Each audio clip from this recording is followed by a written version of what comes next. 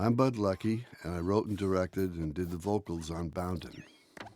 I was raised in Montana, so this locale is kind of based on my early experiences. You know, a high mountain plain, which is kind of my favorite area. It probably has a little bit of Montana, Arizona, all across the West mixed in, mainly looking for color. The set works around this rock where the lamb lives, and we called it the Guggenheim Rock, with apologies to Frank Lloyd Wright. The style of the background is, I was thinking of Grant Wood, who has this sort of basic, simple forms, but put together in a nice way. And then in animation, we all love Mary Blair, who was a great designer. The fish were based on a character in Nemo named Gurgle.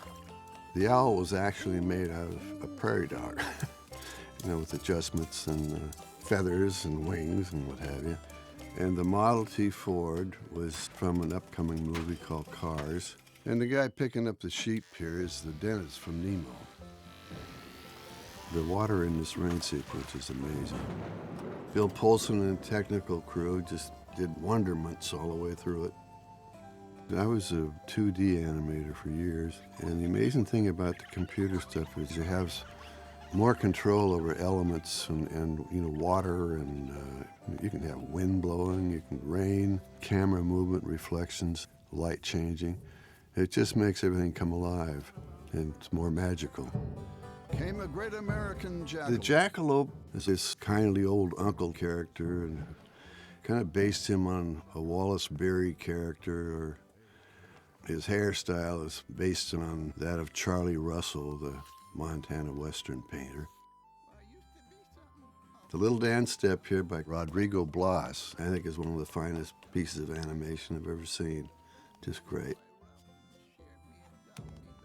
Doug Sweetland and the animators did a great job bringing these guys to life. The dance sequences were funny and wonderful, and the subtleties of the eye movements and things in the serious parts, or if you want to call them serious, were great too. Everything worked. Pink ink in your thing.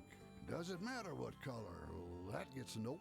If you notice, the lamb has a farmer's tan after he's been shaven, and a little stubble too.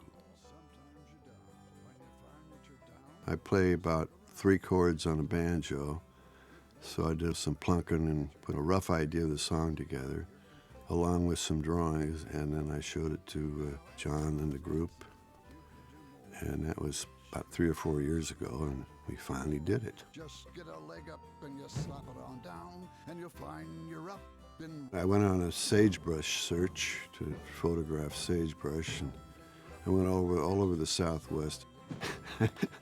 I found out there's a lot of varieties of sagebrush, all different colors, but I wanted the one that I grew up with, sort of this bluish green, and so that's what we have.